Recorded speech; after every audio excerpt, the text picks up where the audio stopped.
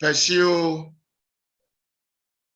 social democratic values that would enhance the development of this nation in ways that will improve the conditions of lives of our people. It is open to all who wish to join. We pay monthly dues of 20 cedis, which amounts to 240 cedis per annum. We have a constitution and we are registered with the Registrar General's Department of Ghana. We are glad to have you join us this afternoon. Today's forum focuses on the election 2020 presidential petition. As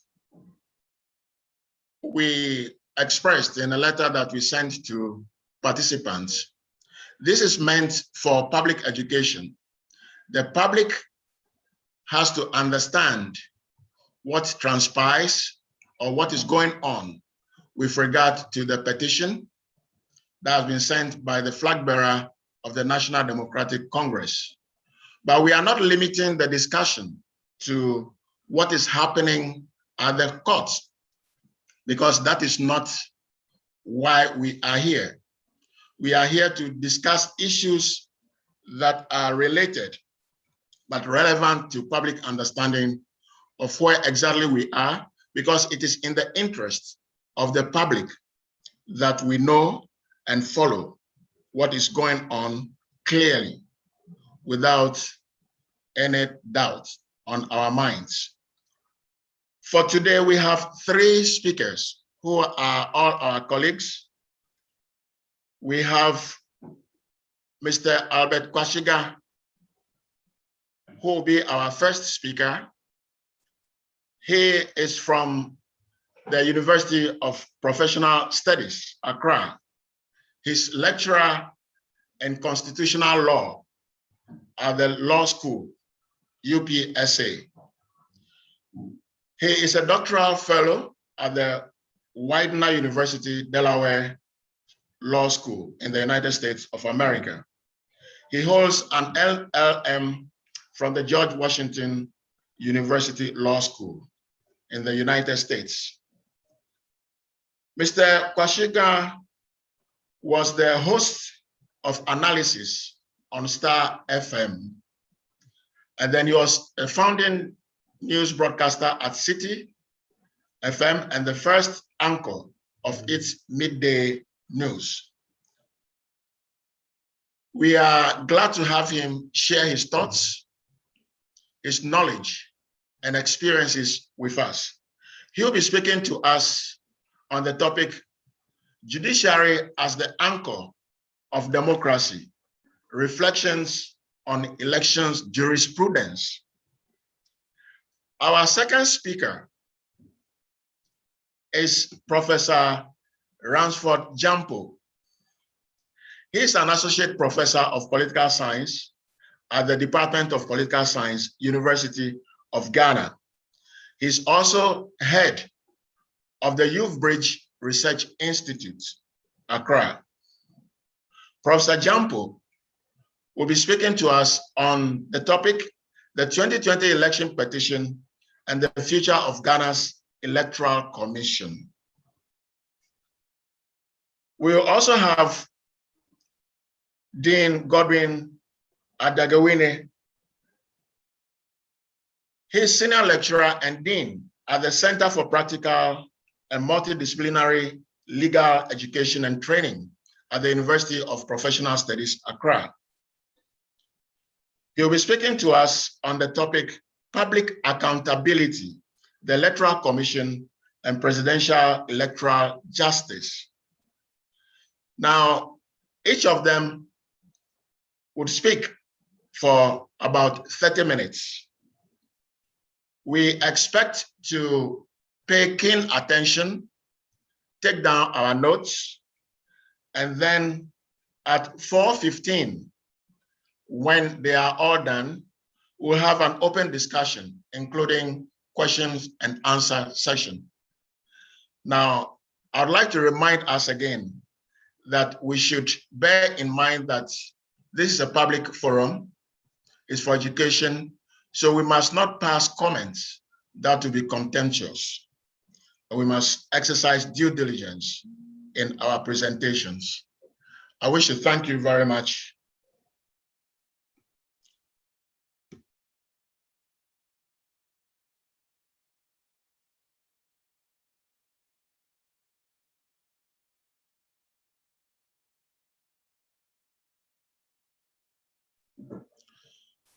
On this note, I guess we are all prepared, and I would like to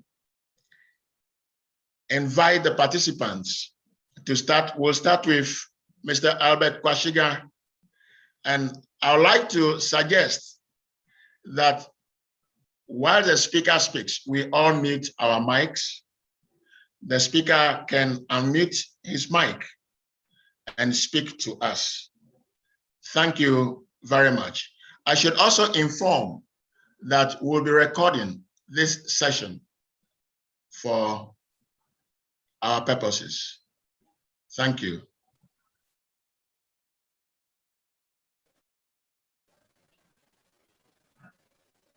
So over to you, Lawyer Kwashiga.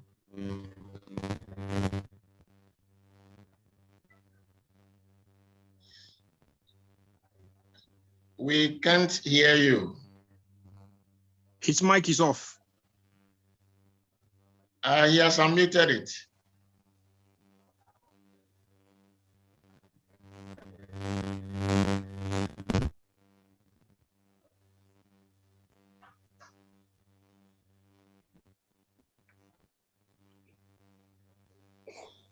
He has unmuted his mic.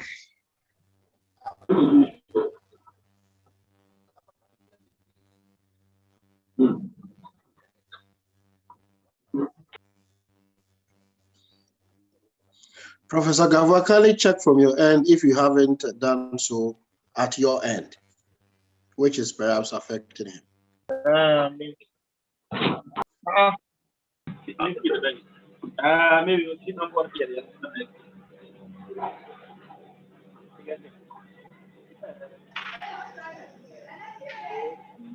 Hello?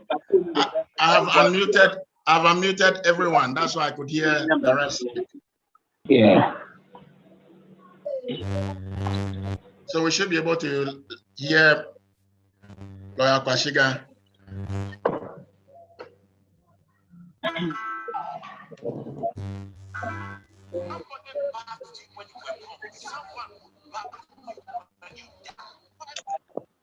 The signal on his mic shows that when he speaks, the system is picking his voice, just that the sound is not coming. So there's a problem. He may have to re-log into the system. Otherwise, he may never hear.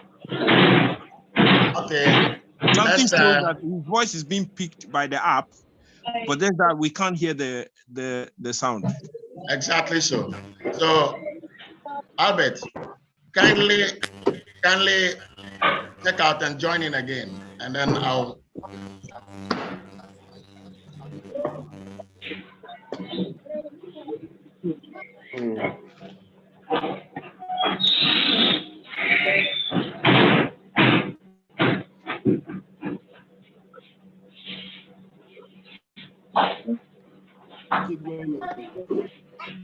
No, I haven't joined them. Yeah, for you.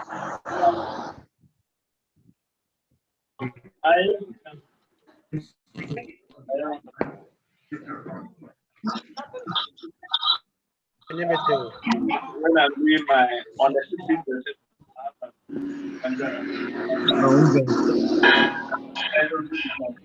Hello. May I ask that? May I ask that we unmute our mics?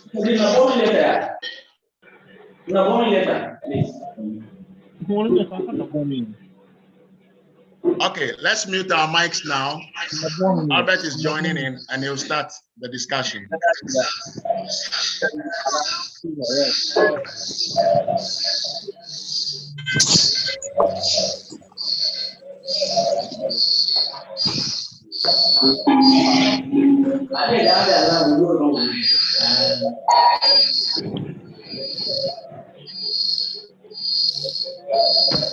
Prof, please, Prof, I think you have to mute everybody. Prof, you have to mute everybody. It's difficult to rely on everybody to mute themselves. Yes, Okay. just mute the host, mute everybody. Yeah. Good.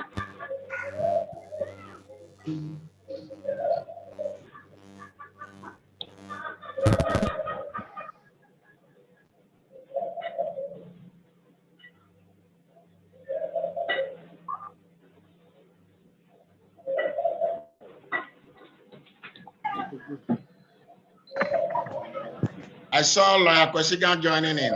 I wonder if he's through.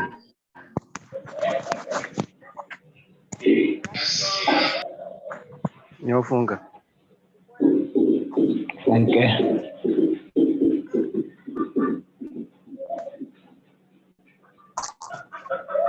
All right, since we don't want to lose time, is it possible for us to take the second speaker while the first speaker will settle the technical challenge?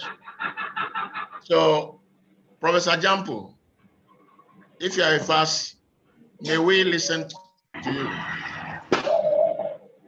Thank you.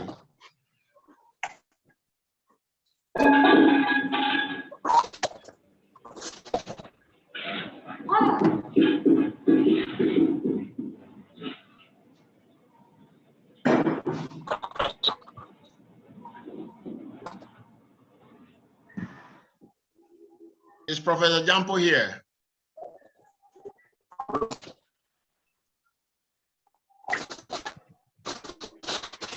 Thank you.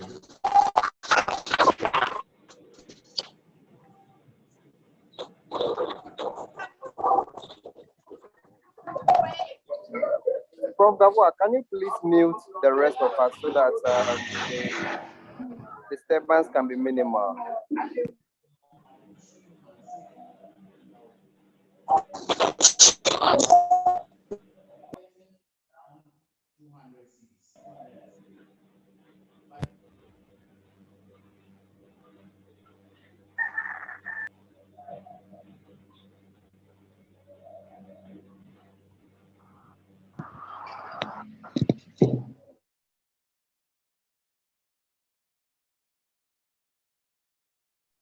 Shall we proceed?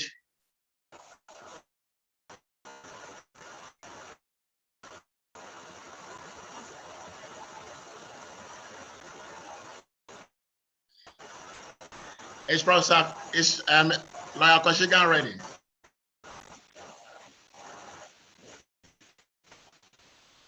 Lawyer Kwesigan, please. Prof, is it possible you have muted them? So it's possible you have muted them. You need to check that. If you, in your attempt to mute everybody, Yeah, you might have muted them. allow participants to unmute themselves. I've done that. Ah, okay, fine. Yeah.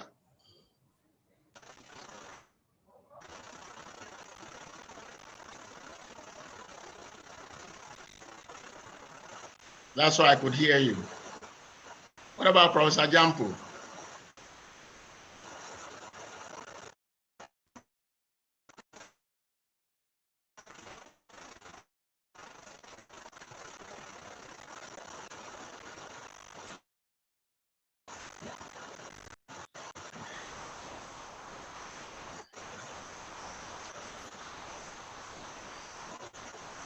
All right. So can we please take Dean Adegawine if he's ready for us?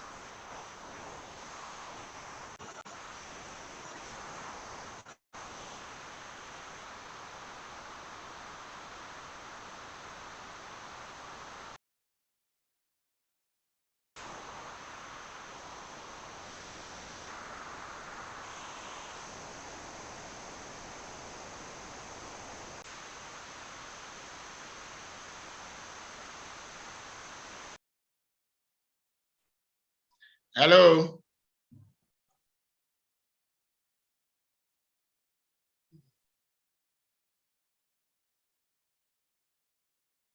Hello.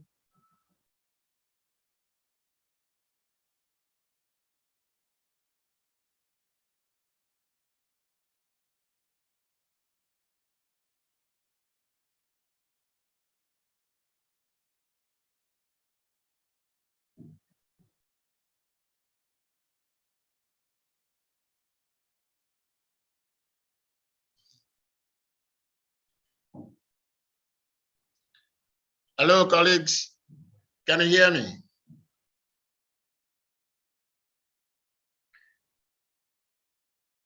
Can you hear me, please? No.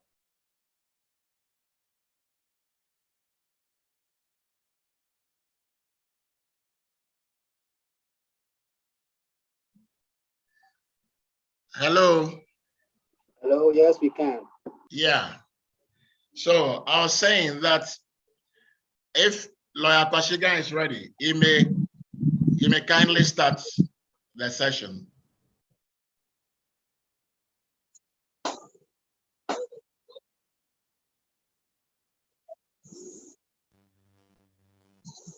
Yeah, we can hear you. We had this guy by now. By now, everybody's.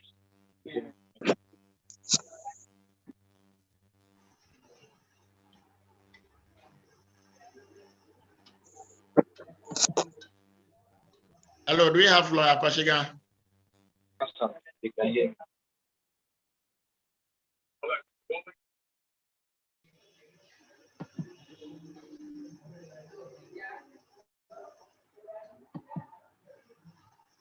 What about Professor Jampo? Prof. Gavois, Yes, please. I think that Godwin Adagwene wanted to start, but I think at the time you had muted him, and so he was talking to himself literally. Okay, so let's have him now. And Professor Jampo are both not ready. Maybe you could take Godwin now. And okay, let's go with Godwin. Dean, we are ready for you, sir. Have you unmuted him? Hello, Prof. Yes, Godwin, we can hear you now. Hello. Hi, Godwin. Please go ahead. Good afternoon, everyone. Good afternoon. Good afternoon. Good afternoon, sir.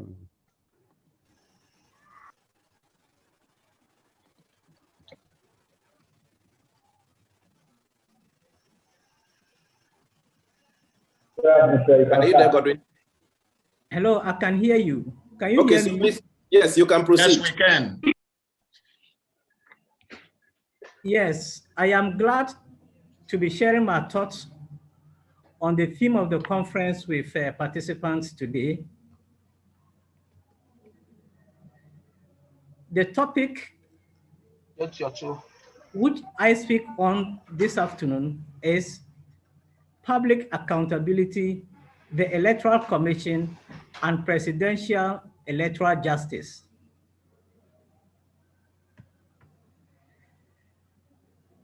The material I shall rely on for my presentation include the Fourth Republican Constitution, 1992 of Ghana, the petition document filed by the petitioner in the 2021 election petition, and related documents.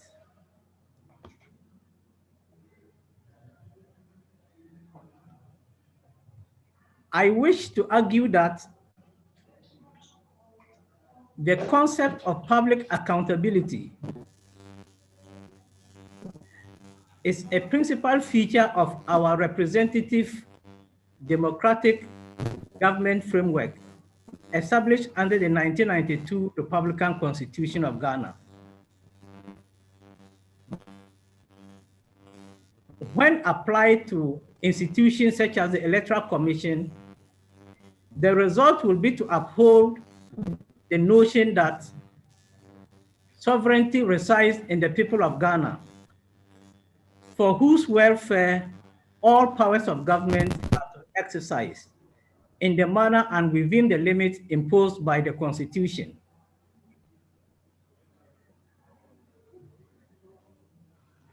I will be arguing that in relation to the ongoing election petition, the Supreme Court may have set the standard too high for ordinary citizens of Ghana to challenge presidential election results in Ghana. On the other hand, the court may have set the standard of public accountability too low for the Electoral Commission, which in the long run may not be in the good interest of our representative democratic dispensation. Now, the first question is, what does public accountability mean? Ladies and gentlemen, I would wish to rely on views expressed by the Honorable Justice J.K. in an article entitled Public Accountability and Its Problems Under Ghana Law, published in the 1989-1990 Volume 17 edition of the Review of Ghana Law, specifically at page 70. In that article, the learned justice argued that public accountability embraces the examination of the conduct of individuals and institutions in cases where there are complaints that such conduct have not been in accordance with law. In other words, the notion of public accountability simply has to do with ensuring that activities of public institutions and officials are carried out in accordance with the requirements of law. The learned justice further pointed out that public accountability has to do with accountability in public life and under the law. This means that public accountability aims at ensuring legality in all its forms with respect to the activities of public institutions and officials. In this respect, public accountability cannot be achieved without the role of the judiciary. The judiciary is the organ of government that specializes in ensuring that the law prevails at all times. The concept of public accountability is not unknown to the 1992 Constitution. In fact, ladies and gentlemen, the very first article of that Constitution makes the point that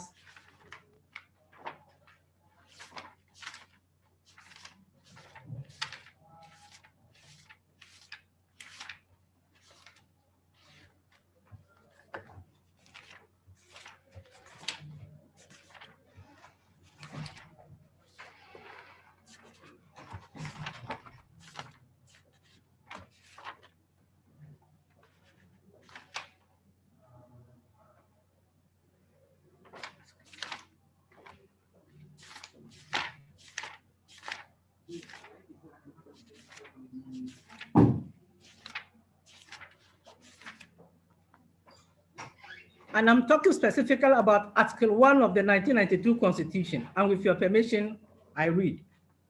The sovereignty of Ghana resides in the people of Ghana, in whose name and for whose welfare the powers of government are to be exercised in the manner and within the limits laid down in this Constitution.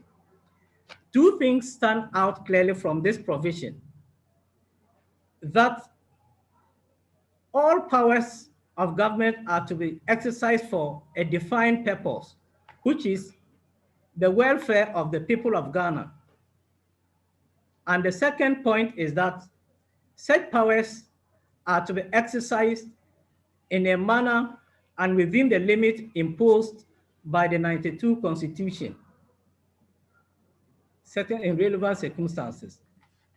It means, therefore, that institutions and individuals that wield public power, and for that matter, the powers of government, cannot exercise such powers for any purpose they so wish or in any manner they may want to, but must observe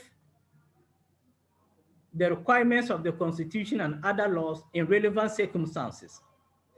That exactly is what public accountability entails.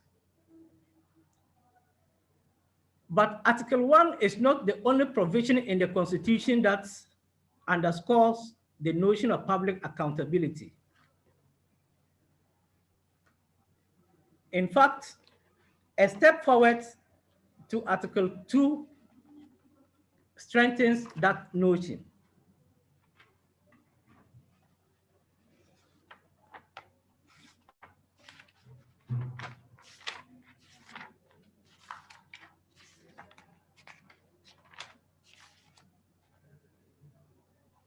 And it states, again with your permission, I read, this Constitution shall be the supreme law of Ghana, and any other law found to be inconsistent with any provision of the Constitution shall be, to the extent of the inconsistency, void.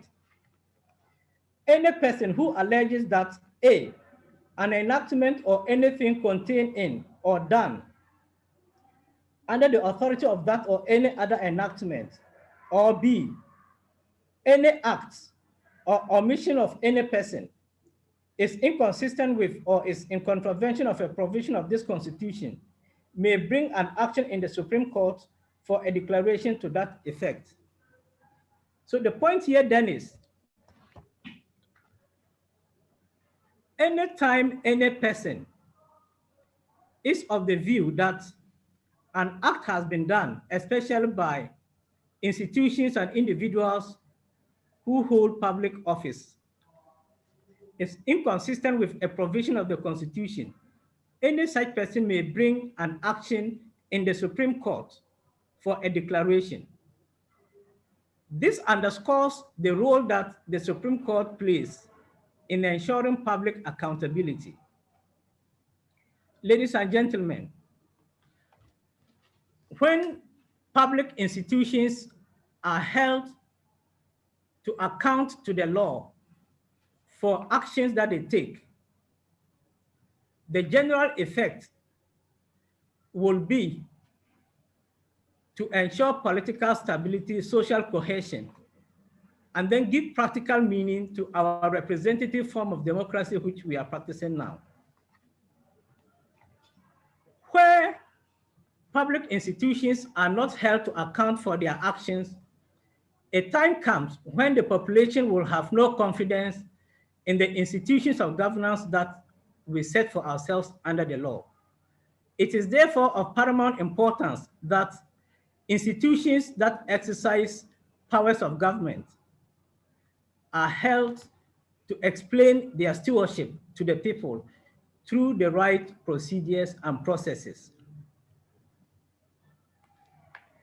In relation to the ongoing election petition, ladies and gentlemen, we may refer to Article 63 of the Constitution.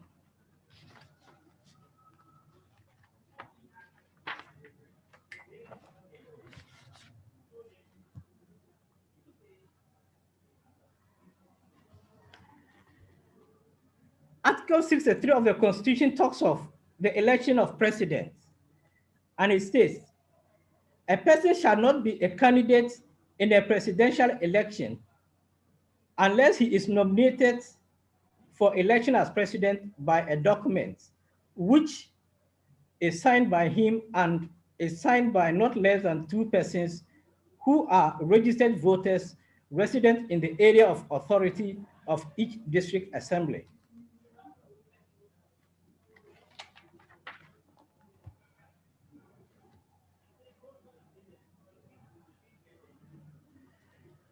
Then we move on to Article 64, that talks about challenging election of president. And it states, the validity of the election of the president may be challenged only by a citizen of Ghana who may present a petition for the purpose to the Supreme Court within 21 days after the declaration of the result of the election in respect of which the petition is presented.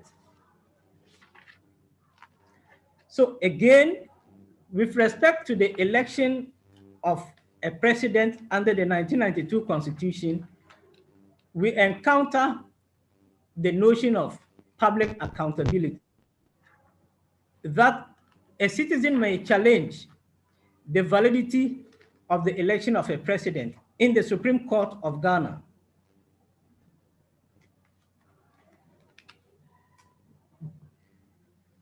As we speak, the petitioner is in the Supreme Court seeking a declaration that the declaration of one of the candidates in the 2020 December presidential election was unconstitutional, being in violation of a provision of the Constitution.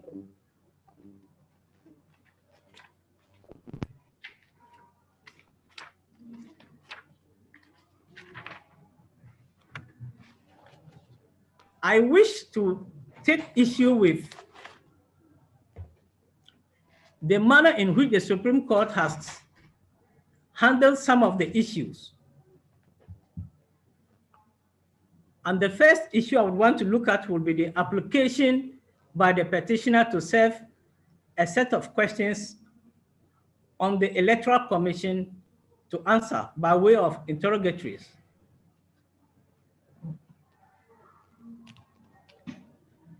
In the affidavit in support of the application, the petitioner argued that those questions that the Electoral Commission should answer relate to the issues the court has been called upon to answer and resolve.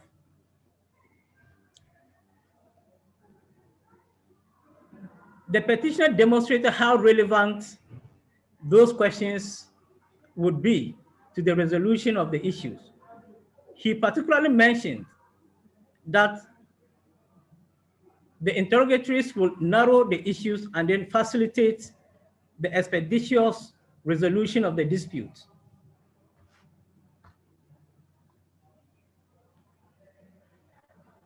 The Electoral Commission, which is the first respondent in the petition, resisted this attempt,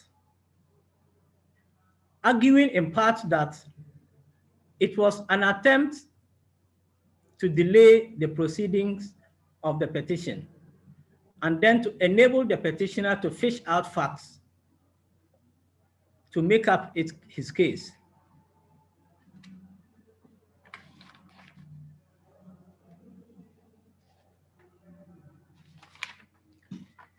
In its ruling, the Supreme Court dismissed the application, arguing that, one, the case for relevancy was not made by the petitioner, and two, the interrogatories will delay the expeditious, will undermine the expeditious resolution of the disputes. Ladies and gentlemen, I wish to disagree. In the first place, the main issue for resolution by the Supreme Court has to do with the fact that, according to the petitioner, the declaration of Nana Addo Dankwa Akufo-Addo as winner of the 2020 presidential election was unconstitutional. And the interrogatories were seeking questions relating exactly to that particular issue and related issues. It is therefore difficult to understand how a question relating to this matter can be irrelevant. Also, in the affidavit in support of the application, the petitioner had argued that it will clarify the issues and enable the court to speedily dispose of the matter. So in terms of expedition and in terms of relevancy, it will appear that the petitioner was on point, but the Supreme Court thought otherwise.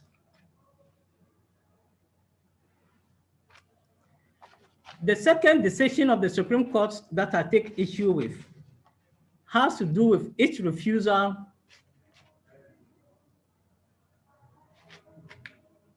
to compel the Electoral Commission to be cross-examined by the petitioner in relation to matters the Commission had raised in its answer to the petitioner's petition.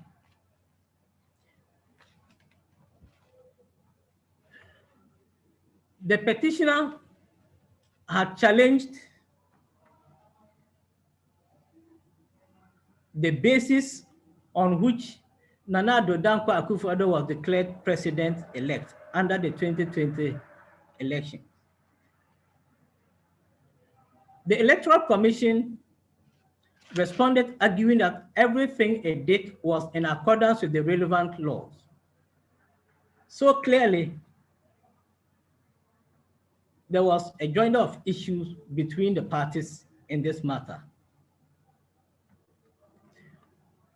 And taking into account the fact that the Electoral Commission is the body constitutionally mandated to conduct public elections and referenda, and having regard to the fact that the figures and information used to make the declaration were in its custody, it was only fair that the commission, represented by its chairperson, was allowed to publicly explain how it came by its declaration. The public explanation of its activities in the Supreme Court would have ensured that the Electoral Commission, through its chairperson, account for its activities in relation to the 2020 elections to the people who are sovereign and for whose welfare the Electoral Commission should be acting. But again, the Supreme Court thought the petitioner was wrong. I also think the Supreme Court was wrong. Why? And this is my reason. Cross-examination serves two purposes. One, it enables the party cross-examining to put his or her theory of the case across, and then to undermine the evidence of the witness being cross-examined. But of course, the Supreme Court has taken the position that the Electoral Commission had not given any evidence yet. So the issue of cross-examination did not arise. But when the Electoral Commission had disagreed with the petitioner on the issue the petitioner complained about and proceeded to file a witness statement, which according to the Supreme Court does not constitute evidence, the general public would be expecting the commission to explain how it came by its 9th January 2021 declaration that Nana Addo Dankwa Akufo-Addo won the election. So the cross-examination would have served that purpose too, a very important purpose, that the sovereign whose interest the Electoral Commission should be serving will have the opportunity to hear the Electoral Commission explain its conduct. It may be an explanation that will not favor the petitioner, or may not favor the Electoral Commission itself. But whatever the case may be, at least the people would have had the opportunity of holding the Electoral Commission to publicly explain its conduct. And that would have affirmed the notion that sovereignty resides in the people, and it is in their interest and for their welfare that the powers of government are to be exercised. But in the Supreme Court's ruling, it formulated a rule of evidential burden regarding presidential election challenges in Ghana, and made the point that a petitioner in an election petition must lead evidence to prove two things. One, that there were irregularities in the conduct of the elections. Two, that such irregularities resulted in affected the material outcome of the election. Well, in my view, the formulation of the rule in that manner is too wide to be fair to the people of Ghana.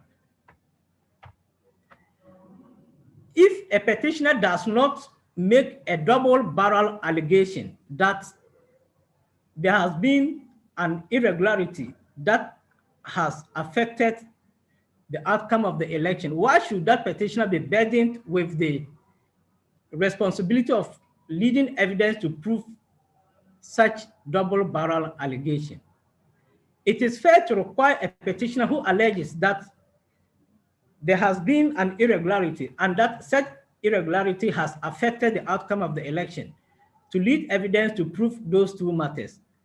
But where a petitioner does not make such an allegation, it will not be fair to require him or her to carry that burden.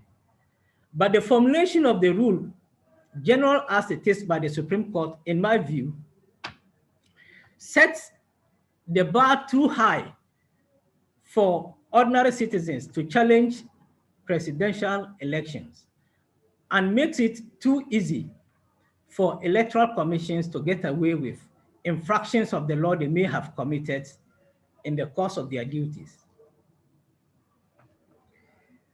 Ladies and gentlemen, the petitioner in this case, John Dramani Mahama, is a former president.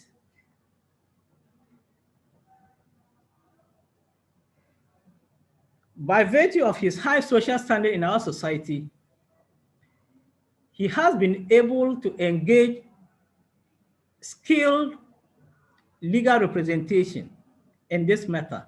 Even so, we all can observe how he has been struggling with these matters. How much more will an ordinary citizen who may not have the resources to procure such skilled legal representation suffer? And in the end of the day, if we have a system that makes it difficult for the citizenry to hold public office holders accountable, then the whole notion that sovereignty resides in the people may ring hollow.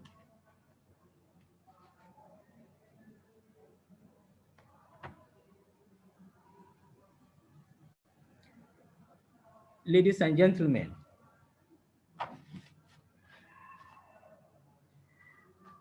we need to bear in mind that when the citizenry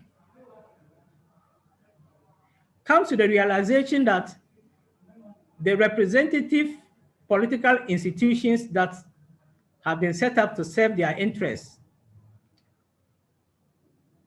are too untouchable, then citizens may choose to take the law into their own hands, and that may not augur well for the integrity of our society. It is my view that the Supreme Court may not have deeply reflected on the public interest underpinnings of this matter in its decisions relating to the interrogatories and then the application to subpoena the Electoral Commission to be cross-examined. I will recommend that in future, and I pray and hope that a future Supreme Court that finds itself in similar circumstances may deeply reflect on the enormous public interest underpinnings of an election petition, and then review the precedent that the Supreme Court in the 2021 election petition has set for election petition. The Supreme Court has succeeded in creating a procedural machinery that is too complicated and cumbersome for ordinary citizens to understand and then to operate in relation to challenging presidential elections. And that can affect the just outcome of presidential elections. Because when people think that their choice of a candidate in a presidential election has been shortchanged and do not trust that the courts will hold the institution responsible for conducting and supervising such elections accountable, then they may well choose to find their own ways and means of dealing with the matter. It is a matter nobody, not even the Supreme Court, would wish for this country. I end my discussion here.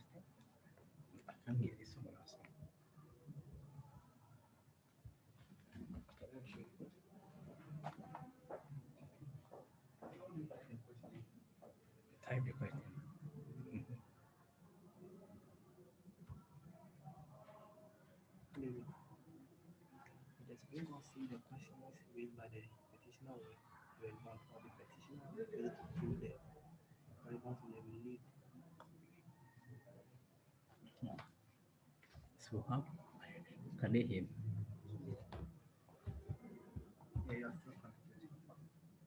Hello? Yes, I can read a question here as to whether the Supreme Court said that the questions were irrelevant or the petitioner failed to prove the relevancy of the question.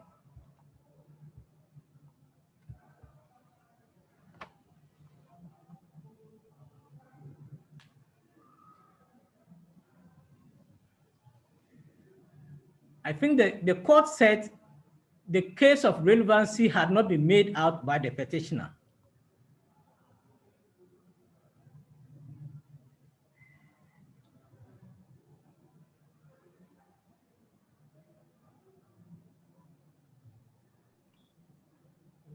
Any difference between the two?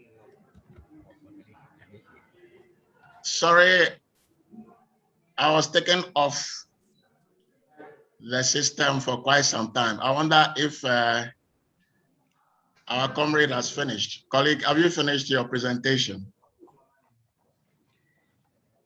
Yes, Prof, I have finished my presentation. Thank you very much. So may we please have Albert Kwashiga to share his thoughts with us. Thank you very much for your patience, colleagues. We booked for 500. The system restricted us to 100. We have several of our colleagues on standby. And then suddenly it took me as host off and assigned somebody else. I've only now been able to get back. So I'm sorry about that. Albert.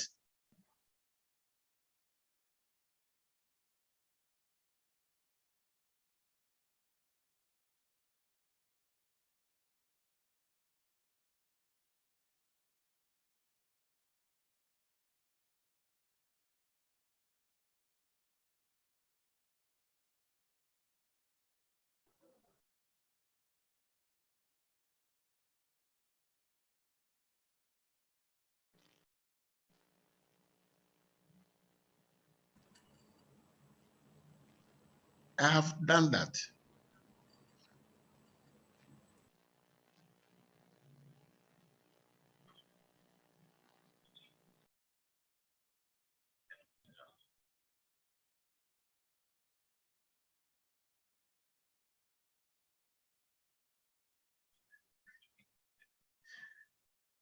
I have unmuted everybody.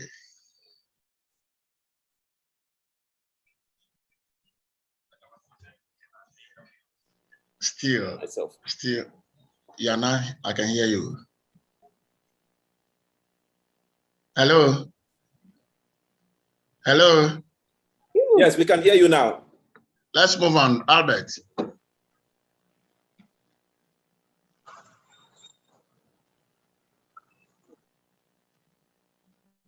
Is Albert back?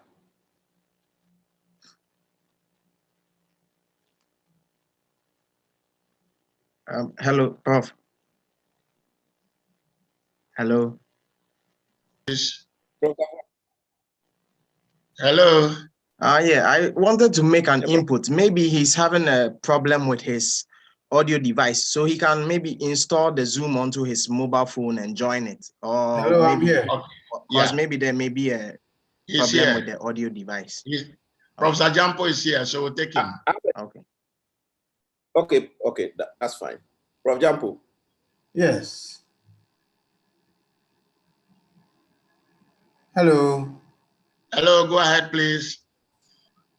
Oh, am I to start?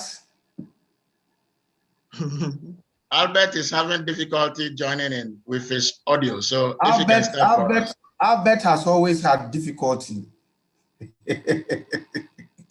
Well, he's in difficulty zone. So, right, if you can rescue him. No problem. Thank you very much. My paper is titled The Election Petition and the Future of Ghana's Electoral Commission. Election Petition and the Future of Ghana's Electoral Commission.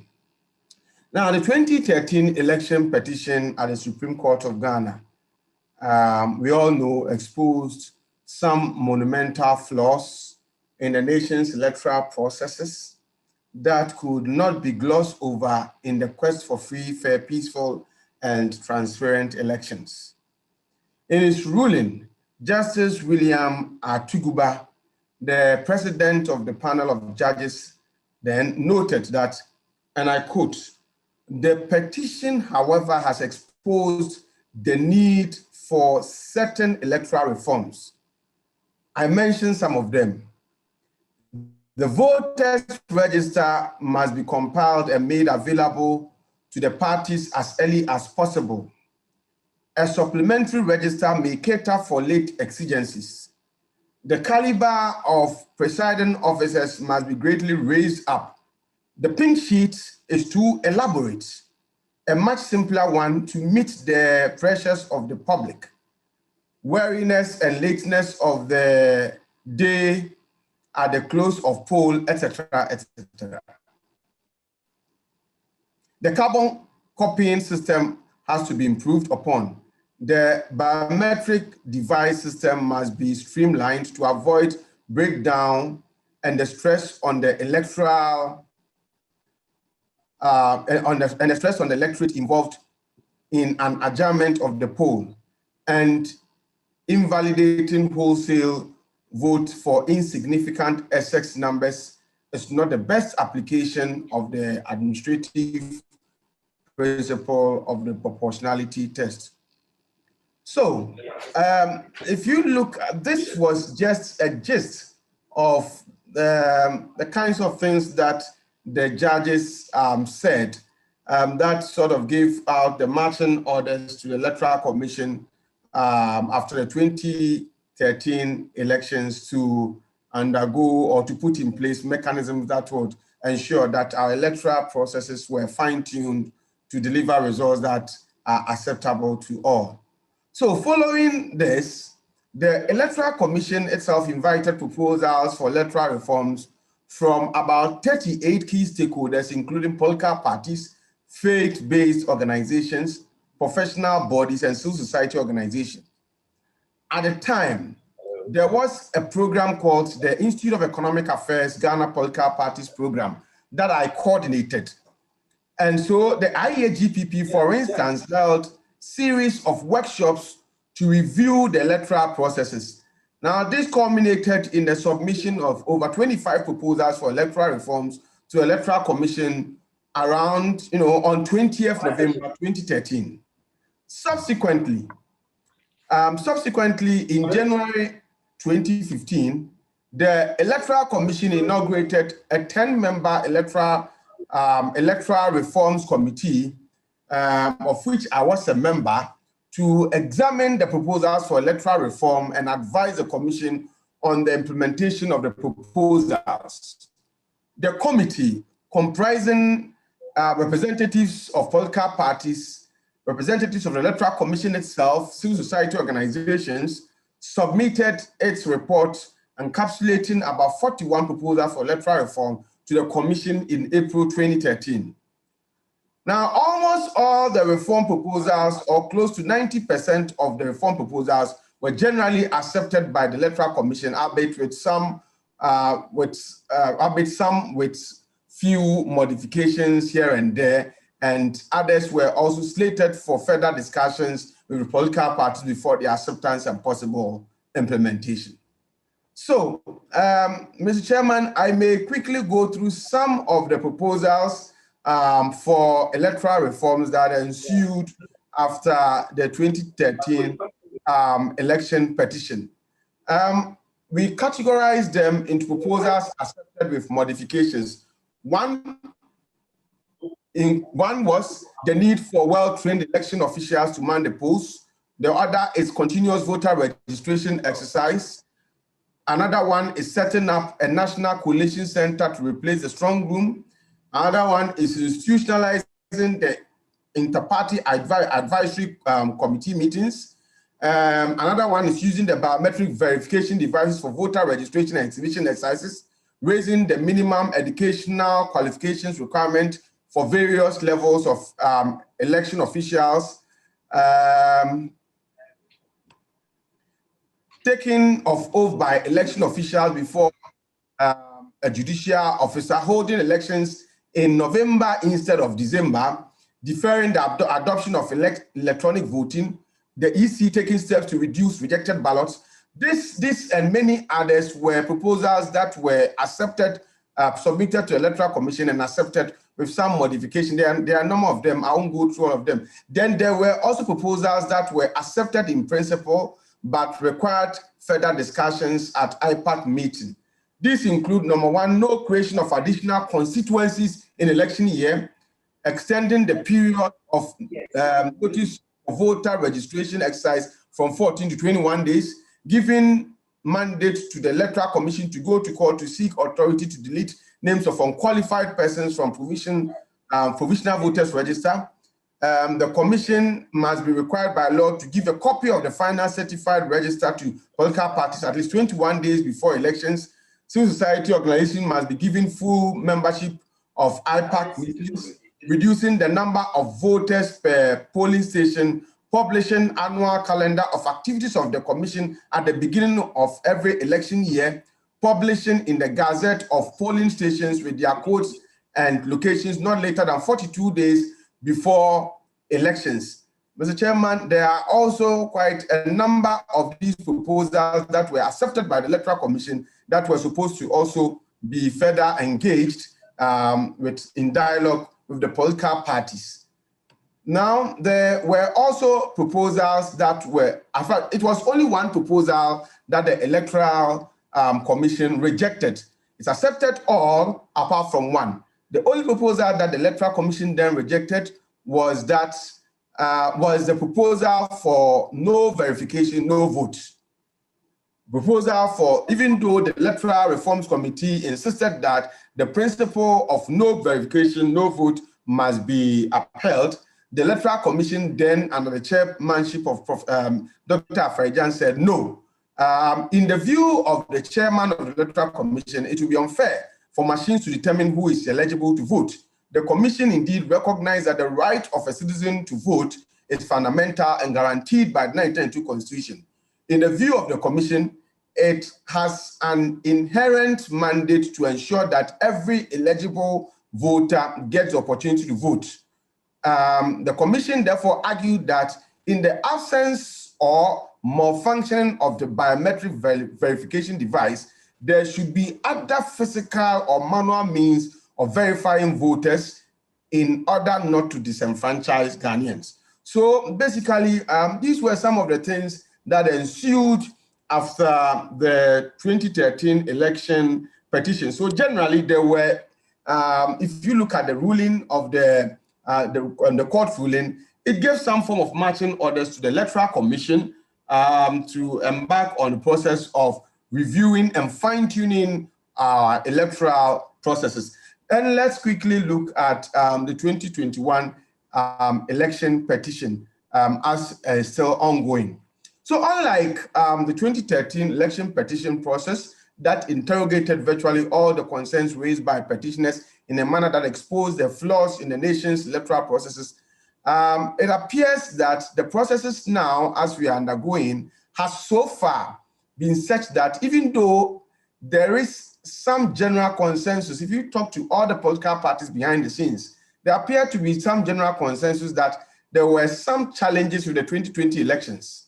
But so far, there has not been much opportunity for the courts to delve into the problems for the purpose of properly exposing them and making consequential pronouncements that will give the marching orders for further electoral reforms.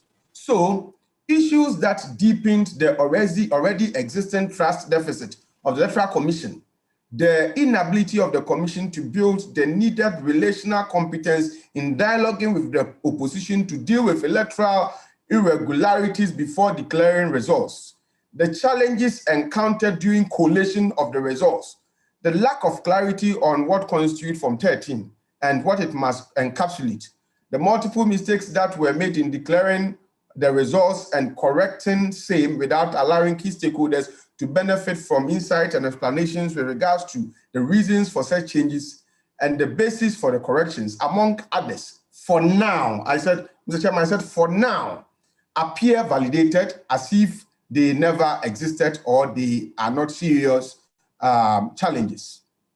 Some of the court rulings, especially, and I'm referring especially to the ones on the application to reopen the case of the petitioner and the one that sought a review of the ruling on the application to reopen the petitioner's case, this time appear to have shielded the Electoral Commission from being accountable in a manner that favored mostly the positivist school in rule application or interpretation that essentially emphasizes judicial restraint and strict application of laws and placed little or no consideration on the dogmas of sociological jurisprudence, judicial activism, and the implications of such moves on the already poisoned public perception about the Electoral Commission by a section of the citizenry.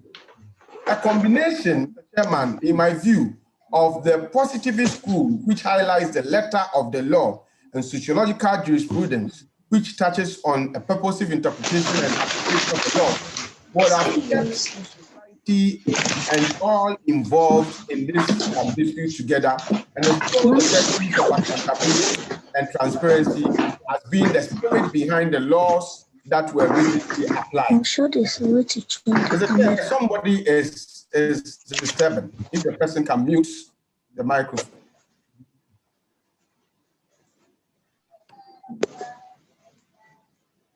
Hello. I'm trying to identify Infinix Note 7. Okay, thank you. Professor Jampo, please continue. All right. So, Mr. Chair, if coming events cast their shadows, then what I've observed so far from some of the rulings of the courts have created some impression in the minds of people that there were not much challenges with the conduct of the 2020 elections. It is, however, my hope that the final judgment of the court will speak to some of the challenges of the elections to dispel the impressions that all may have gone well with the 2020 elections. Anything short of this undoubtedly would deny Ghana's electoral process from once again benefiting from proposals that would enrich and fine-tune the electoral processes to ensure the delivery of results that will be acceptable to all. As far as the future of the Electoral Commission is concerned, and as indicated earlier, It is my hope that the Supreme Court, in its final judgment, may veer into pronouncements that may give the marching orders to the Electoral Commission to fine-tune its activities to deal with some of the issues of the 2020 elections. Also, perhaps the Commission may, on its own, after the court process of 2021, may on its own initiate interventions to deal with some of the challenges it suffered and the concerns raised by the petitioners. The difficulty, Mr. Chairman, however, lies in the fact that such a move to deal with the challenges require a multi-stakeholder engagement that may not be complete without the participation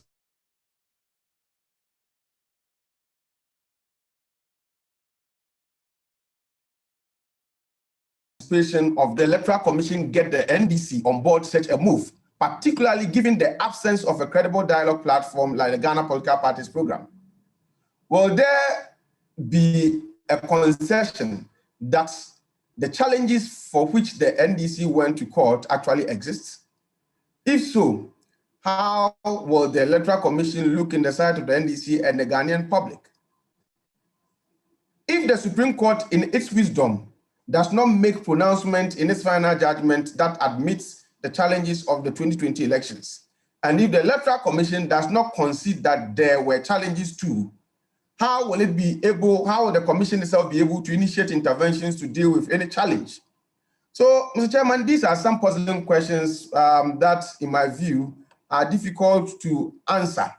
But as we think about the answers, we know that given what has happened, I can tell that the Commission will continue to suffer from trust deficits, not only from the opposition party, but possibly from civil society organizations, the general public, and even the ruling party, the current ruling party itself. Given our recent history on the removal of the immediate past chairperson of the Electoral Commission and her deputies for several reasons, including very ominous political ones, a heightened trust deficit in the Commission, Mr. Chairman, needless to say, may potentially disturb the security of tenure of its current headship in a manner that, in my view, may undermine continuity and the quest to build strong and independent institutions. Since 1993, there have been several interventions aimed at fine-tuning our electoral processes, and indeed, the aftermath of every election has revealed incontrovertible challenges that have been accepted and worked on to fine-tune the electoral processes. It, however, appears that even though we have seen challenges with our electoral processes after the 2020 elections, as indicated earlier on, the tacit non-admission of same by the Electoral Commission and its refusal to speak to them at the courts using the law makes the Commission look like a political ostrich.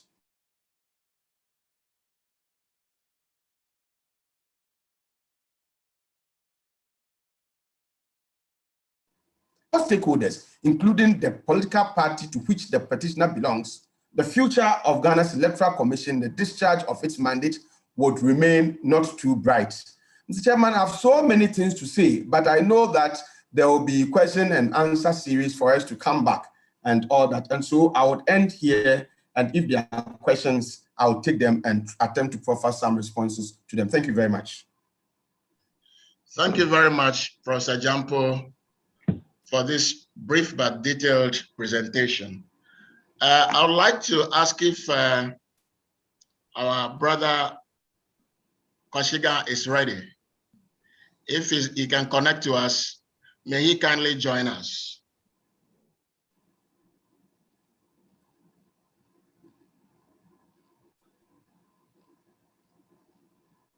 Well, I would like to suggest that once, hello?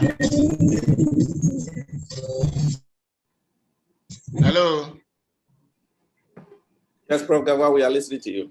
Yeah, I'd like to suggest that in view of the difficulty Mr. Kwashiga is facing, we should have a public discussion on this. the two presentations are detailed enough for us to have an informed discussion. So if we may take the first 5 questions, then the presenters can respond to them. Then we'll take another set of questions, and then we will adjourn the forum until tomorrow thereafter. And we promise that we'll ensure that we increase the capacity to 500. The original 500 we had booked and paid for the license. And so may we have the first set of 5 questions for the presenters. Thank you.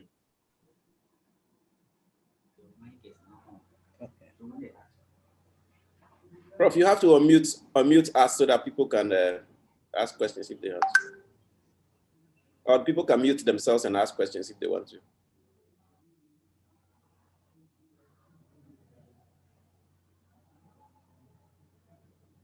Yes, you can unmute yourself and ask questions, please. Yeah, I can see Audu Sani, can see your hand up.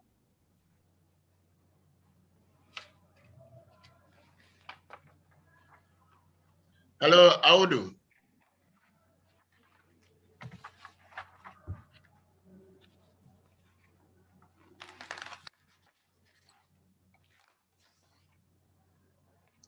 There is another hand up.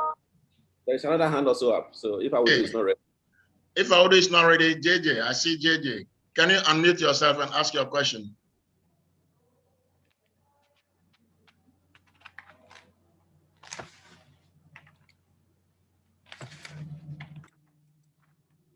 No? Any other person who wishes to ask a question? Some of them are saying they are unable to unmute themselves. So it looks like there is something in the system that's preventing them from unmuting themselves. Right now, there's nothing. Okay, so they could ask their questions by typing in the chat box, if that's okay. Yeah, that's okay, and I can read. Okay, can I ask my question now? Please go, JJ. All right, so my question goes to either Councillor Fashiga or Councillor Senior. My question has to do with that. Do they think that the principle of DH Mensa versus Attorney General is likely to be applicable to the office of the Electoral Commissioner, having in mind the precedent that we have just observed that the commissioners have to be taken out of office? Are we likely to see the principle of DH Mensa versus Attorney General being applied to the office of the Electoral Commission going forward? I suggest people mute.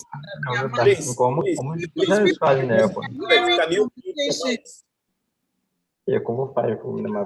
Infinix Hot Pro, who is that? Can you please mute your mic?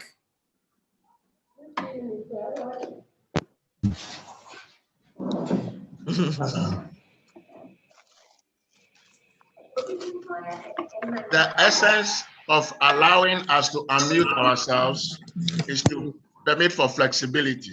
So when we give this opportunity, kindly mute your mic so we have one person at a time. Thank you. Okay, JJ, have you finished with your question?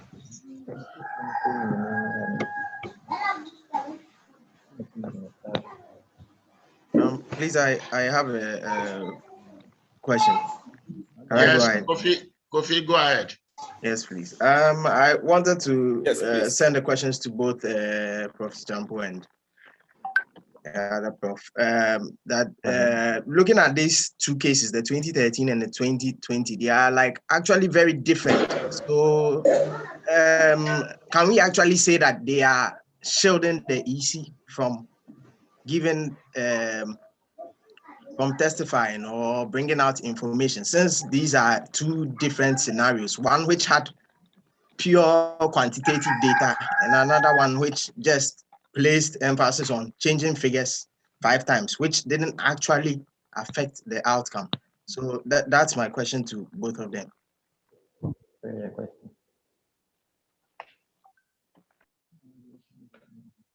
Thank you. Any other question? Yes, it's me, Audu Sani. Yes, Audu, go ahead. Good evening to all participants. My question is, what is the future of our democracy and how credible is our judicial system? Thank you.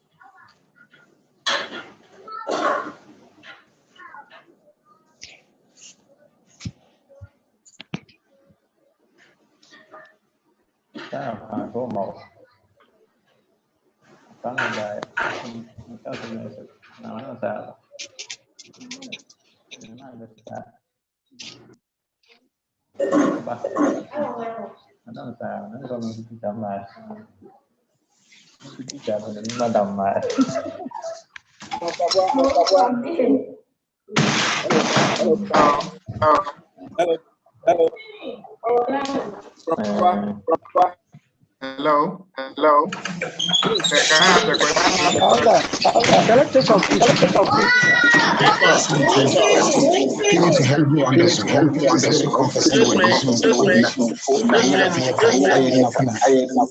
Hold on, boy. It's a question. Can you in Phoenix? Yeah, Phoenix Hot Pro. The person using Infinix Hot 4 Pro. Kindly mute your system. Just take the person off. All right.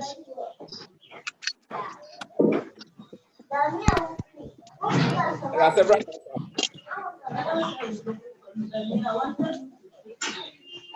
Hello. Hello. Yeah, go ahead. Can I ask a question? My question goes to Professor Jampo. Where I was seeing myself. I want to ask a question.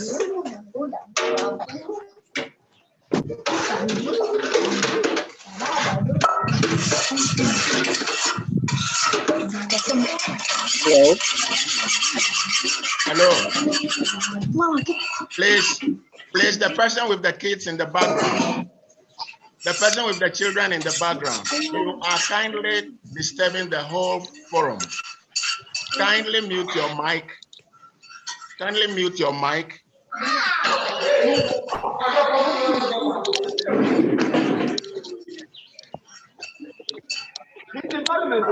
Right armful. Right armful.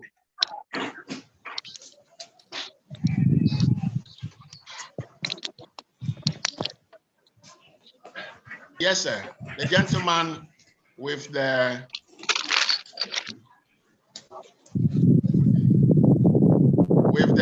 earpiece. Do you have something to tell us?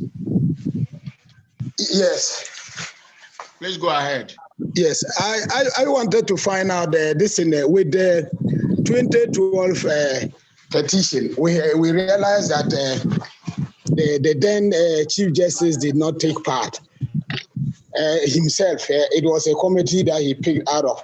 But this year, petition, the Chief Justice himself is there. We want to find out whether there's a criteria for empaneling the Supreme Court judges or is under the wish of the Chief Justice.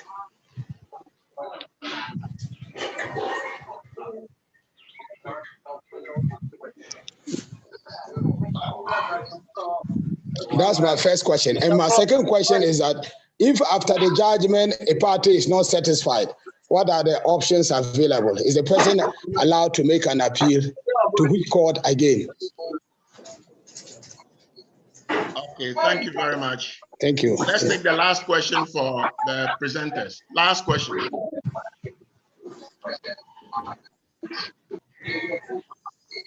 Do we have a last question for the presenters? Okay, if not, then let's permit the presenters to respond to the questions we have so far.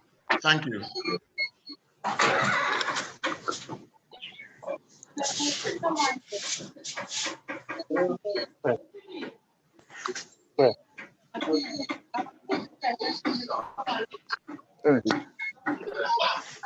Right, so should I start? Prof. Jampo, start for us. Thank you, Mr. Chair. It appears that maybe subsequent programs, much will have to be done to mute so many people whose background noises are interfering with whatever we are doing. It's very difficult. All right. I'll be here. That's okay. I'll be here. But is there talking? The host can mute everybody. The host mute everybody. Mr. Chairman, I think Albert Fashiga is now on. So if you can please connect with him. Yes, that's fine. But let Professor Jampo respond to the questions, and then we can move on if we have time. Let's do it. All right. So somebody was asking whether we can say the Electoral Commission is being shielded. Well, the court is the court of law, and so by law, we are told that they are not allowed. The defendants in the case are not allowed to let their witness, speak. And so I think that was a view that the court also upheld, and that is strictly law. But some of us also believe in the dogmas of accountability. And so we felt that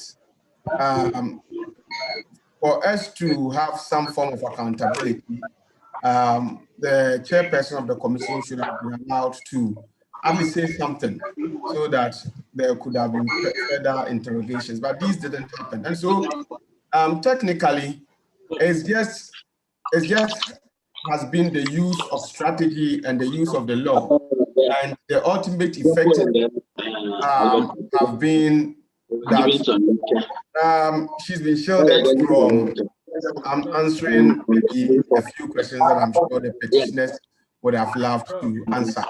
So it is what it is. But if you ask them, they'll tell you that they were adhering strictly to the laws. But I've also said that the positivist view the law, that always say that always stick to the laws and let the heavens come down. It's not only the view that can be looked at. I mean, there's also the sociological view that also want to look at other societal considerations and also want to respect the benefits of judicial activism, where you marry the dogmas of the law with other sociological factors in order to be able to achieve a decision that looks at both the spirit and also the letter of the law. And so basically that is that.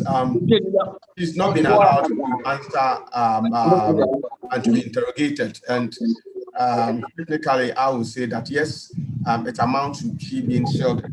There was also a question as to the future of democracy and how credible is our judicial system. I think if you look at how we started, from authoritarianism up to where we are now. Now we are a transitional democracy.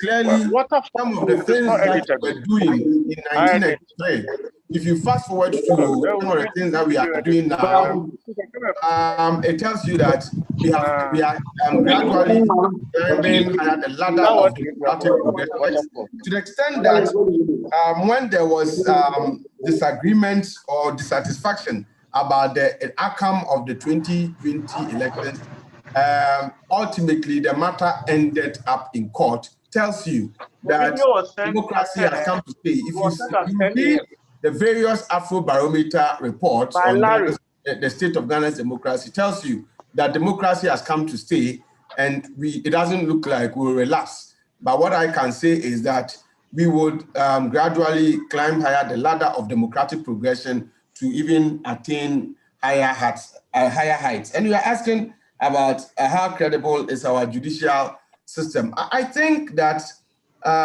we are all Ghanaians and we are alive and we are seeing what is happening. And so I would leave that judgment to all of us here.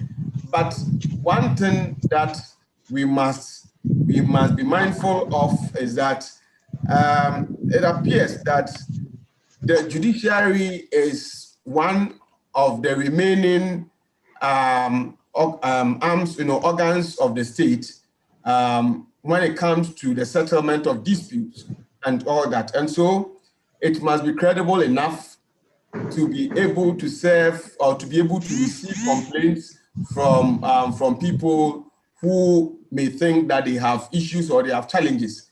If it loses its credibility, then we are all dead, because then people may want to take the laws into their own hands and all that. And so my response to that question is that let us judge by ourselves individually, but I'll call on the judiciary or the judicial arm of government to ensure that it maintains its standards with the view to encouraging all not to want to take the laws into their own arms. Already you've heard people saying that if that is the case, in fact, we heard this in 2013, and then we are hearing it now, that if that is the case, if you don't take care, elections will be fought and won or lost at the polling stations. We may not take our matter to court. If that happens, then it may be it may be problematic for us as a people. And so we are all yearning for a very credible judicial arm of government that would ensure that people would easily want to take their cases to them rather than wanting to take the laws of the land into their own hands.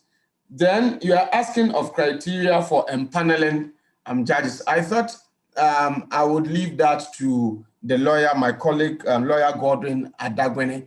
But maybe all that I want to say is that I don't think that it is, we can insist that the chair or the chief justice should not sit on any case. It's the chief justice that empanels judges to sit on any case. And in empaneling judges to sit on the case, I think nothing prevents him or her from sitting as, also as a panel. And so I think that is that. Just that, in my view, if you have the Chief Justice not sitting, the likelihood, I'm talking about the human nature, the likelihood of all the judges seeing themselves as equal is higher than having the Chief Justice also sitting as a member of the panel. The Chief Justices as a member of the panel, it is also possible that the remaining judges may see themselves as well sitting with their boss, and it will have its own implications and all that. So basically, that's what I'll say. Godwin, if you have something more to add, I'll leave that to you. Thank you, Professor Jampo. Godwin, anything to add?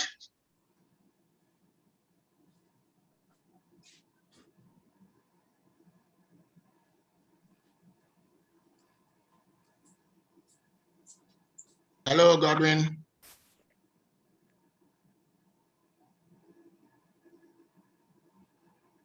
Okay, before Godwin comes in, let me just inform that we have invited a number of media houses to join us.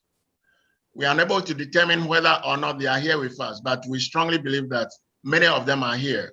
We have TV3, UTV, Ghana News Agency, Joy News, GBC Radio, the Ghanaian Times, Daily Graphic, Modern Ghana, Graphic Online, Ghana Web, and City FM.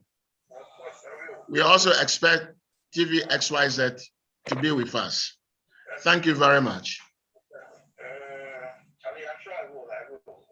Godwin, if you have anything to add to what Professor Jampo has said, may you kindly do so. Otherwise, I see 3 hands up.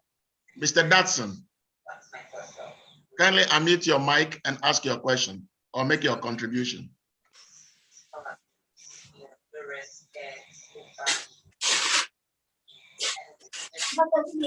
Oh, I'll comment some. Excuse me, Nana's iPhone. The person using Nana's iPhone, you and your children are interfering with the smooth flow of the program, please.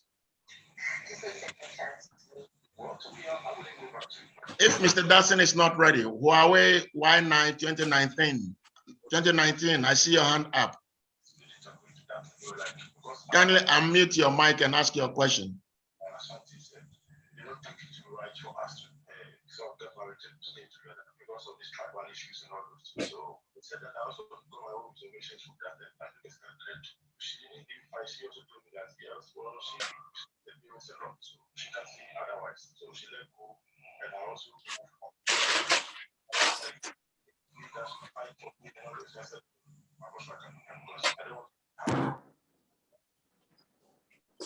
Yeah, Prof. Hello. Wait, okay. My question Go was ahead. not answered.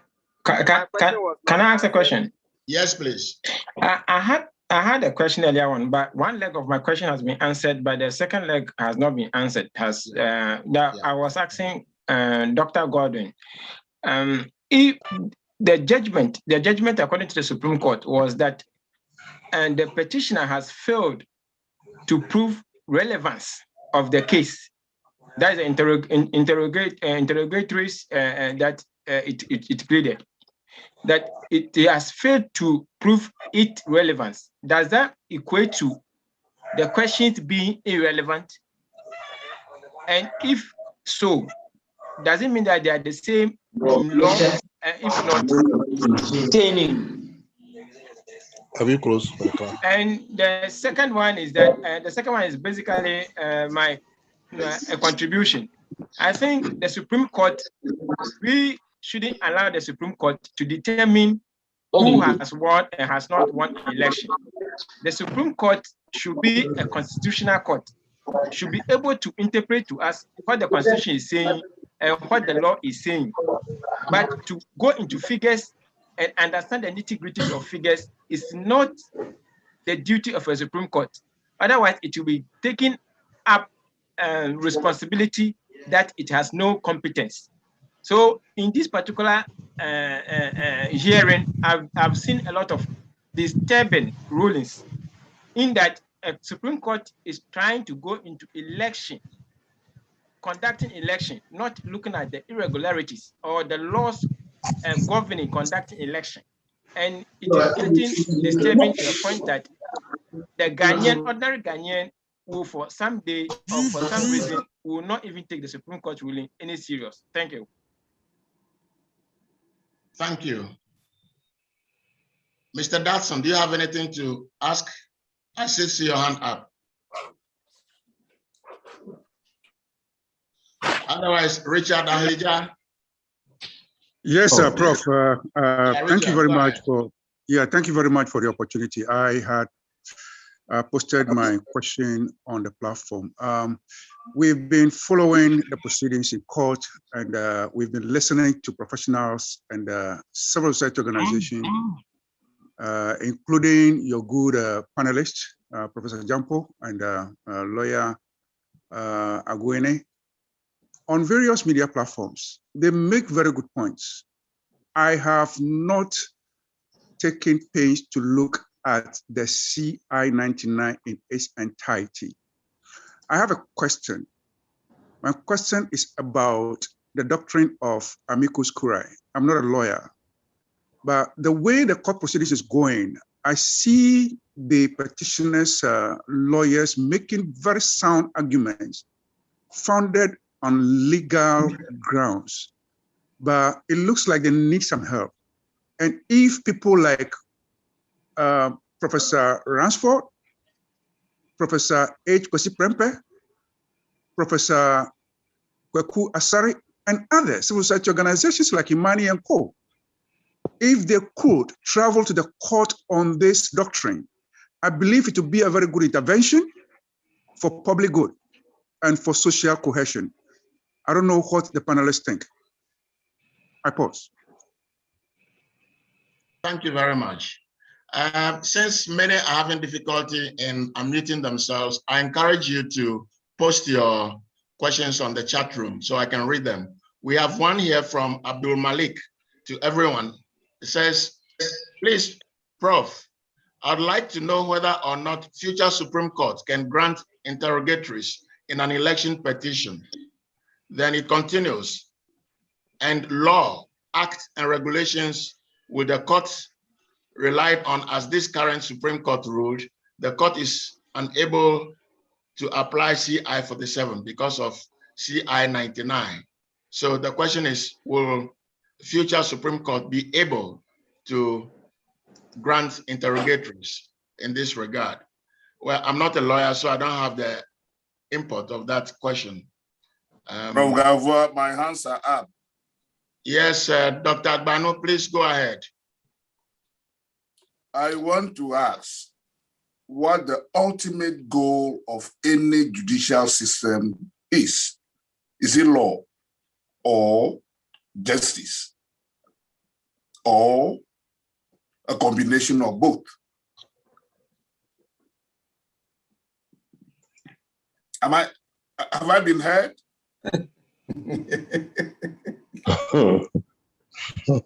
You are heard. Yes, you have been heard. So let's move to the next question. I saw a hand up right now. Munkaila Abdullahi. Oh, Prof. can see Yes, my hand. Abdul Malik. Thank you very much, Prof. A very good evening to you and to our cherished participants.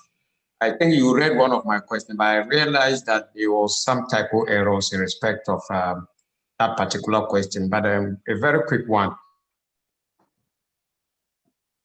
I would like to know from our great lawyers whether after this particular ruling on the 4th of March, there would be an opportunity for any of the parties to go for appeal, to ask.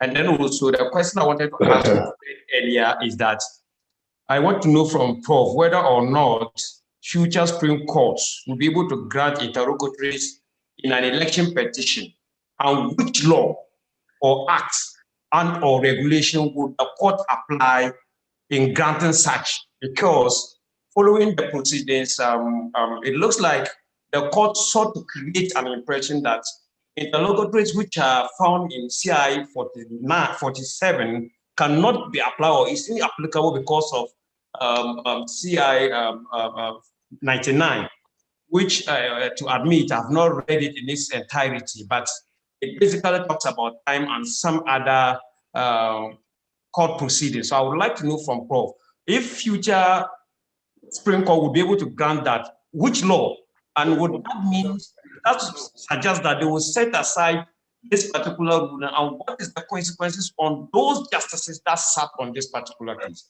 Thank you very much. Thank you very much. I have one question here from Abdul Mumin. I says, Mr. Chairman, my concern is that so much power has been vested on the judiciary. Can there be a national conversation to put a mechanism to check that arm of government? Fine, I think we've all heard it. Now, the next question comes from an unidentifiable person with Huawei Y9 2019. It says, Professor Jampo, on the issue of accountability, if the Supreme Court finally says there were errors, but that they were not significant enough to change the outcome of the election,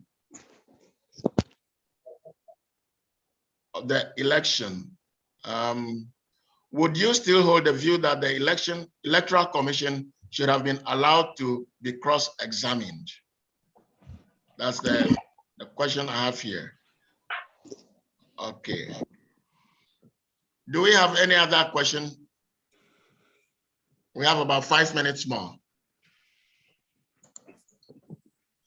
Okay, Professor Jampo, would you kindly respond to the questions as you may?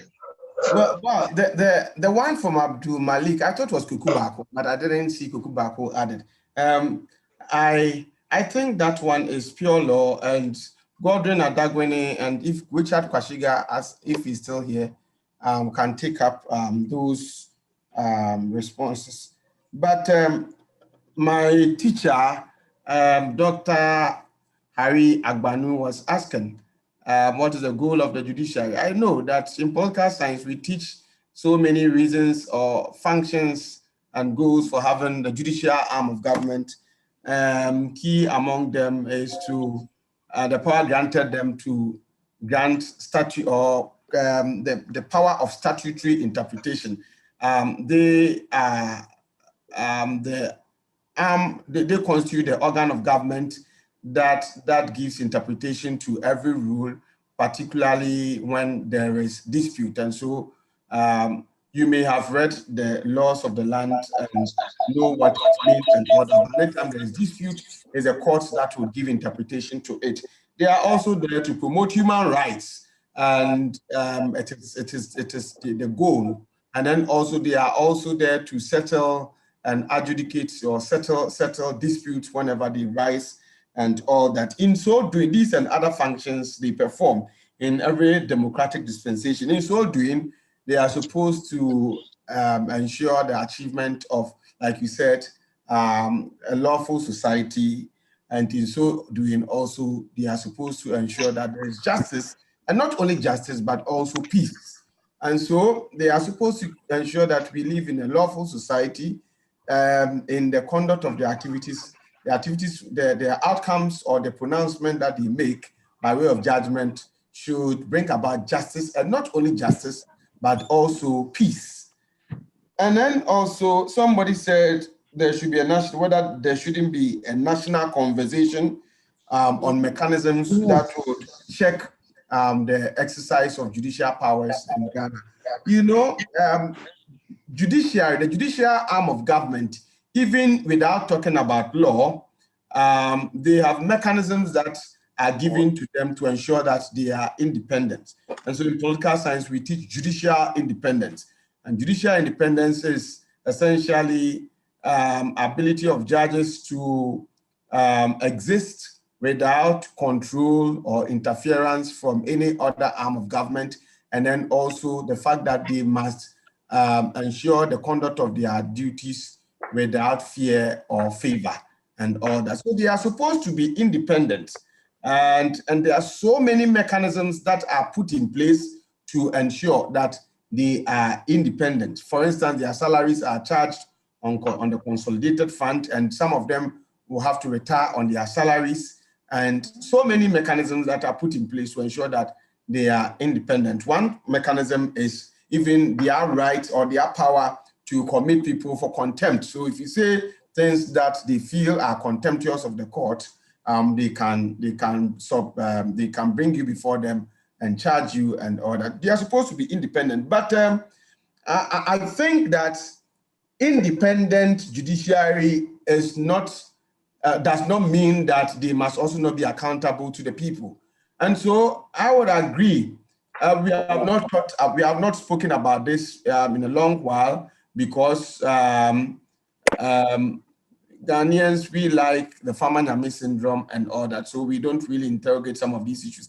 But I would agree with you that if there is a call for us to rethink judicial independence in a manner that syncs with accountability, it should be a right call so that, yes, judges of the courts are supposed to be independent and we are supposed to respect them. But at what point in time will we say that your independence shouldn't undermine our freedom? Your independence shouldn't also make you less accountable to the people. We should begin to have a conversation like that so that independence must go with accountability. After all, they don't conjure their own salaries. Their salaries are charged on the consolidated fund. And where do we get money from the consolidated fund? It's the taxes of the people. And so judicial independence, yes, must be respected, but there should also be judicial accountability, and also judicial independence must never be coterminous with the fact that judges should all of a sudden lord it over all the people and they must instill fear in the people. And so I believe that there can be, and that's particularly given the recent occurrence where we are told one lawyer of the judicial system has written to the media house, and then the contents of the court of the letter is such that if you really want to subject them to strict analysis, then we may be thinking about relapsing into the dark days of culture of silence. And we've heard how the GJA also responded. Some are saying it is a bit harsh and all that.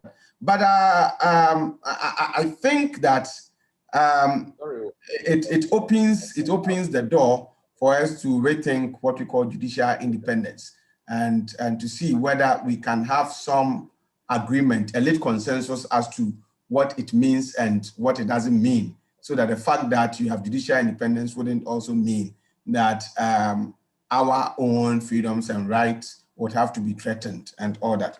Then someone also asked, what would be my position if the court says that there were errors, but these were not enough to change the outcome of the 2020 elections?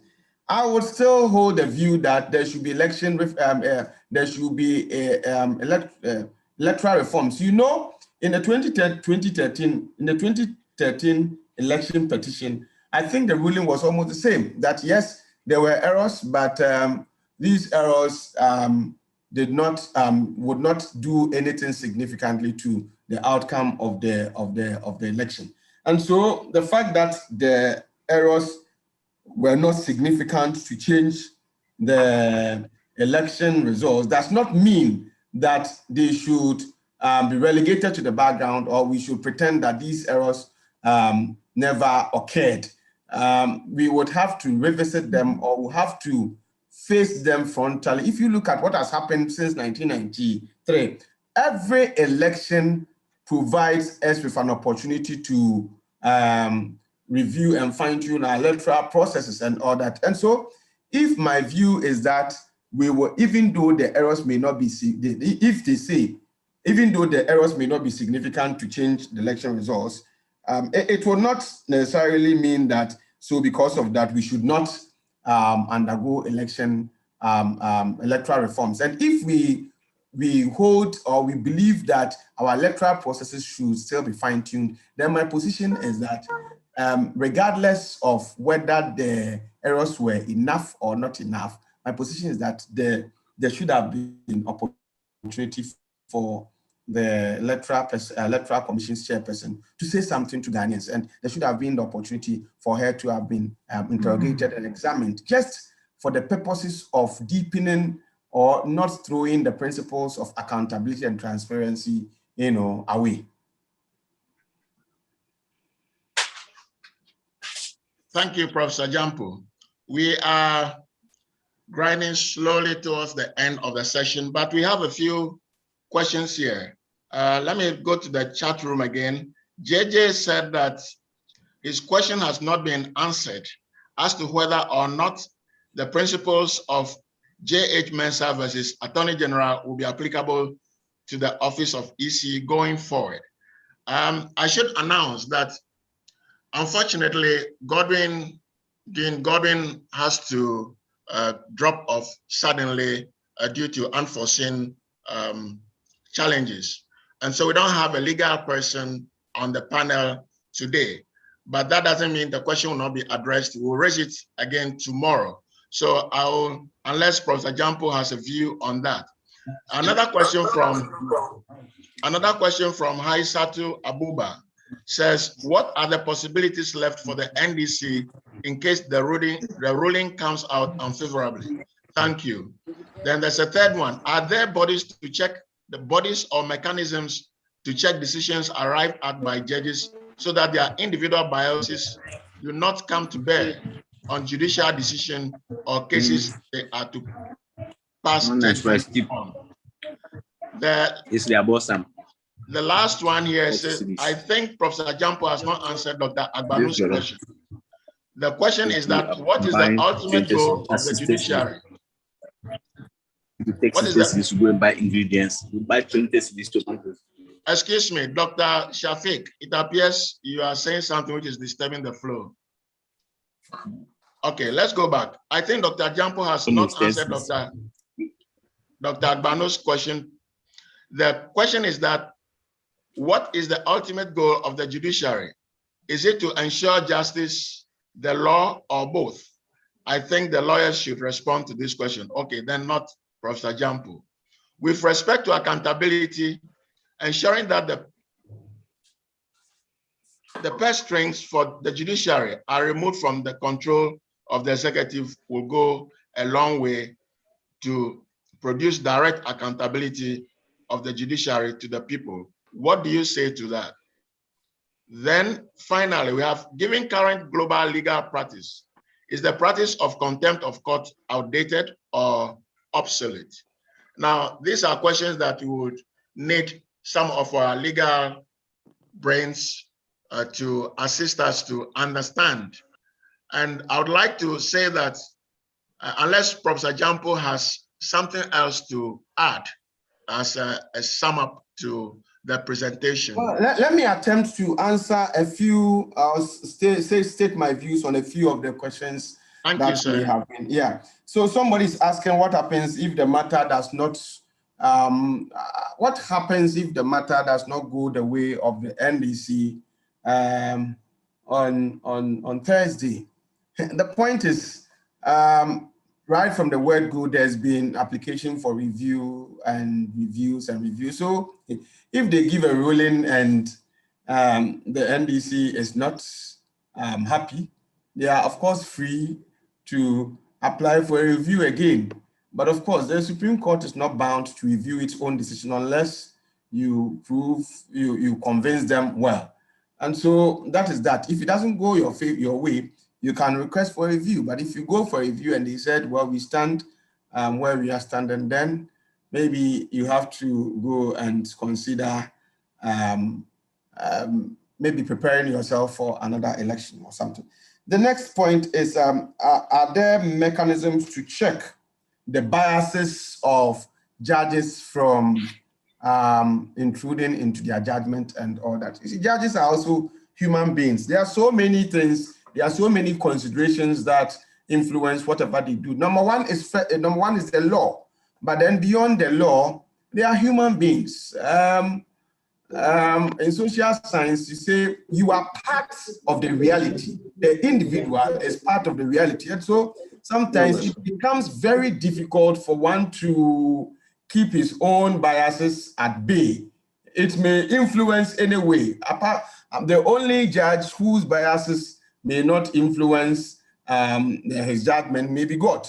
But apart from that, it's whether you like it or not, some biases, they all have their ideological orientations, they have their beliefs, they have what they know and what they feel is right and all that. So all over the world, judges have biases.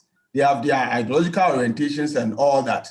And some of these things, but apart from the law, that is the core factor that influences them. Their biases would necessarily also intrude into whatever they do. But as to the extent to which these biases would intrude is what we may have to interrogate and all that.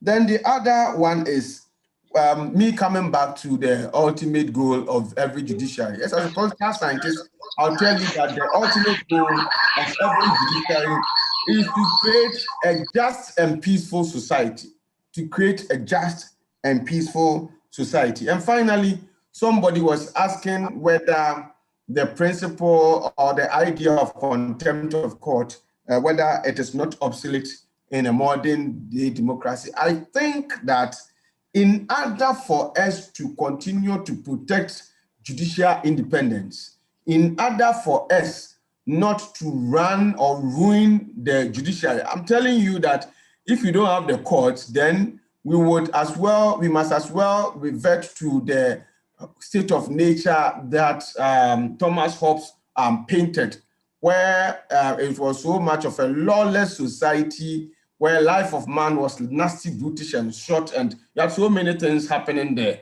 And so you would always need the judiciary in every democracy to ensure law and order and to protect human rights, and like I indicated earlier on, to create a peaceful and just society. If we really cherish these values, then we must not think about abandoning abandoning the principles of contempt, because human beings are human beings. Sometimes we become overly emotional and we say things that scandalizes the court. We have the right to critique decisions of the courts, but we have to do so in a manner that would not totally ruin our justice system. If we succeed in ruining our justice system, then we would have ourselves to blame. Thank you very much, Mr. Chair.